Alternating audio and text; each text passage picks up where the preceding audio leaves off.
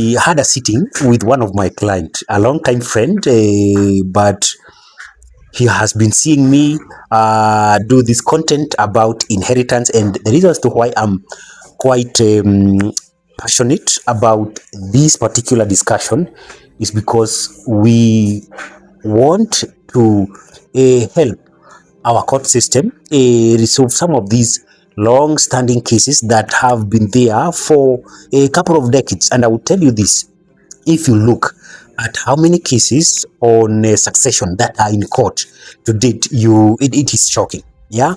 So one of the reasons that we want really to push a trust fund as an alternative way of planning for inheritance is because of one main reason. One is it really saves our court system these cases that stress out even the family to an extent that they get to die even before they actually benefit from the assets that the fathers and the mothers left. And this is something that I learned today, and this actually from my client. He told me that the major difference between the middle class and the wealthy is to one, the middle class leaves memories, while the wealthy, they make sure they leave what we call the structure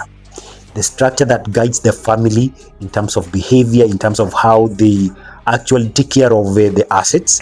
And that topic, or rather that subject or that statement really hit me hard. And I can tell you that my guy is quite liquid. And one of the reasons why he thinks, or he was thinking of setting up a trust, is because he have seen people of his level, the very moment they go silent, what we see 2-3 years down the line, the family becomes so divided that brothers and sisters can't actually talk to one another. And we understand that when there is that kind of confusion, there are other parties out of nowhere that come to actually enjoy. Yeah. And I want to go straight to what we were actually trying to structure. And I want you to imagine this, and this is how actually trust is. First of all, you do not need to have so much money. No, just need a small amount of money that you keep on putting down, and you can be able to actually create a vessel, or rather a structure that can serve you when you are still alive and 100 years even after your death, because we know that at one point that's a promise to everyone that you will die. Yeah, the question is, when that time comes, what will you leave to your family? Will you leave them with joy? Will you leave them with peace? Or will you leave them with pain? Yeah. So here is what my guy actually owns. On one side, he has good cash flow.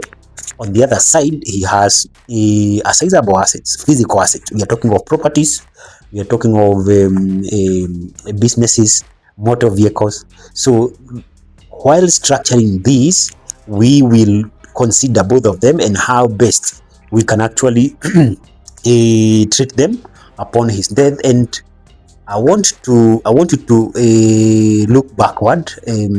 You have had high profile individuals who have had this physical asset, and because we understand, or rather they also understood, that the very moment we are talking about physical assets, that is the most subject that can bring a lot of chaos, a lot of dispute in the family, because any member of the family want actually to have a control.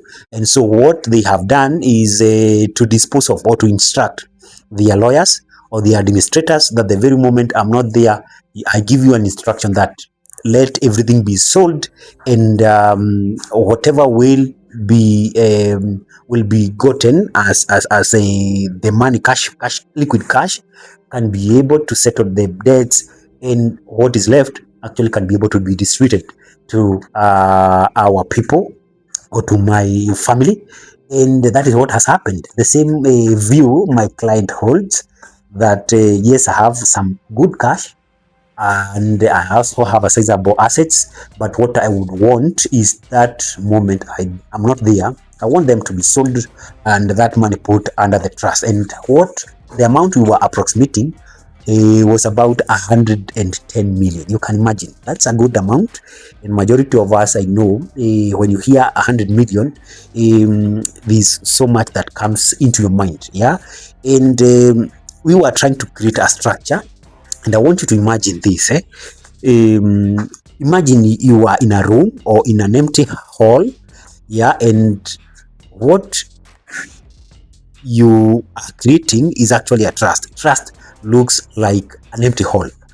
And then the amendments you do is like you are putting down or you are demarcating the rooms to have room 1, room 2, room 3, room 4, that way.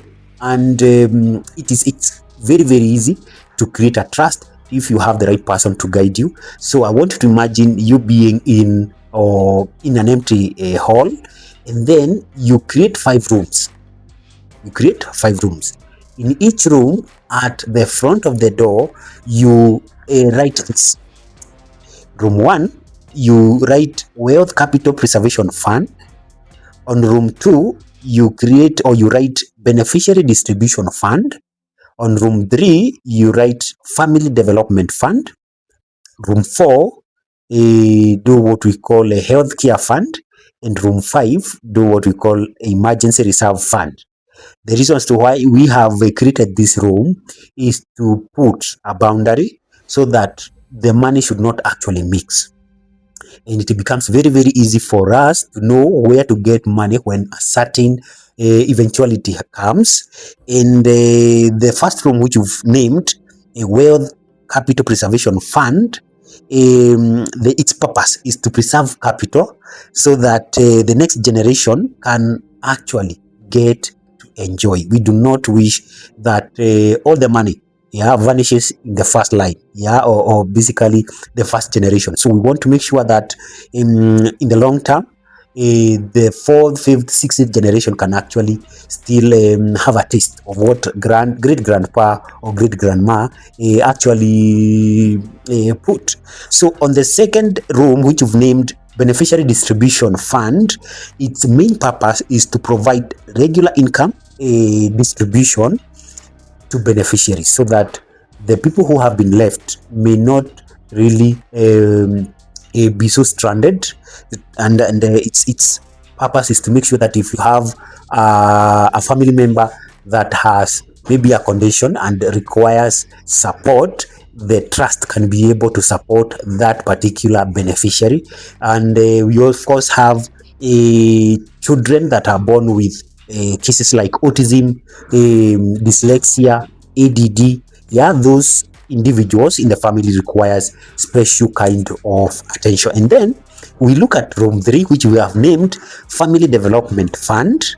Family Development Fund is its main purpose is to make sure that the beneficiary are well educated, they are well skilled, they are given what we call a capacity to recreate, to continue with the preservation, at the same time injecting more under the trust. Yeah, so its main purpose is creation of education, training, skills development, and capacity building for all the beneficiary. That means that any person under your bloodline does not actually have to be, not unless they wish not to go to school, but the money is provided for that particular purpose. And then we have room 4, which we've talked of, healthcare fund.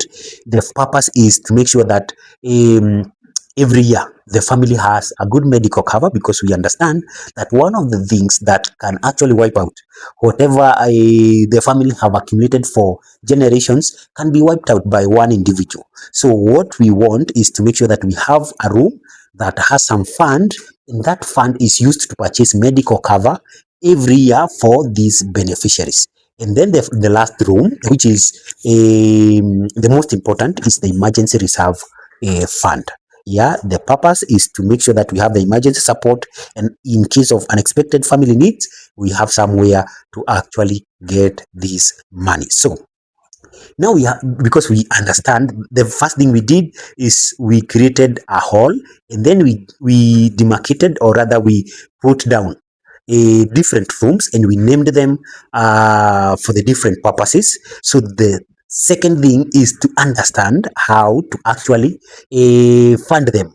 You can look at these rooms more like storages. Yeah, so for example, we have room one where we say that the wealth and capital preservation fund should be put. So if our client has 100 million, the instruction is, because we want this money to work for the long run, for the long haul. So what we want actually is we put the majority. So out of 100 million, we allocated the 40%, that is about 40 million.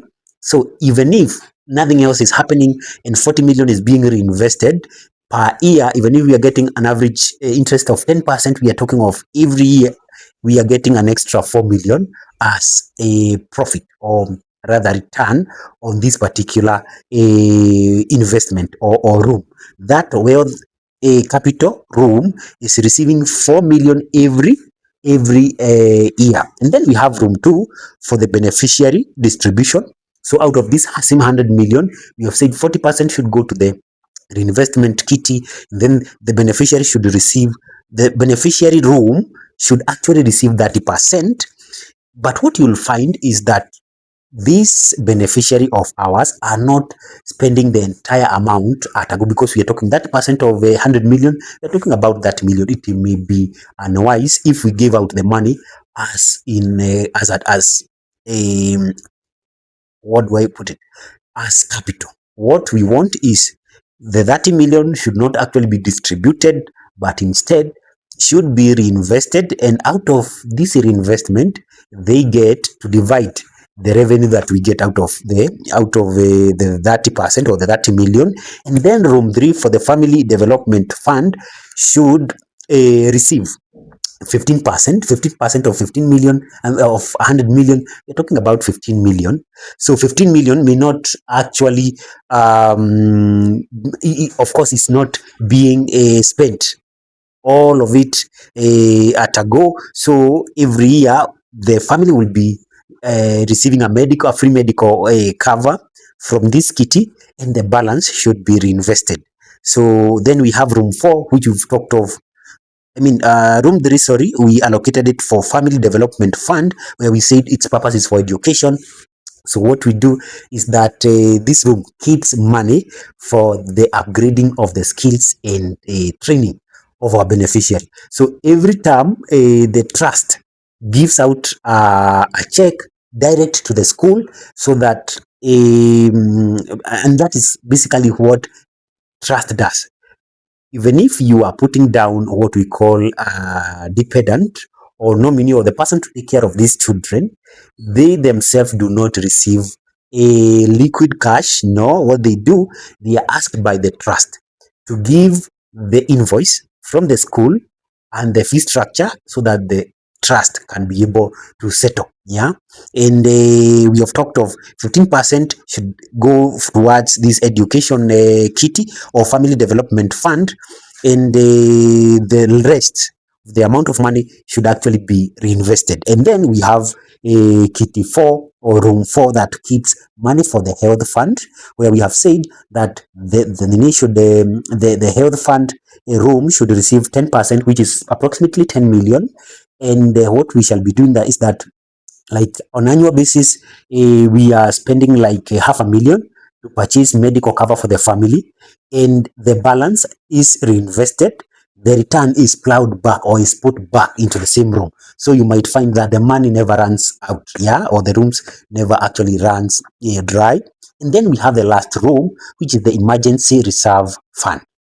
Yeah, we have said that this should receive, of course, the least proportion or allocation, which is 5%, and we are talking about 5 million. The 5 million should be used only when it is necessary. Yeah, so that is the second step, rather. Already the first step is to create one single room, and then we put down different room for different purposes, which we have said and we have funded them. We have said the first room to get 40%, the second room to get 30%, the third room to get 15%, the fourth room 10%, and the last room for the emergency to receive actually 5%. And then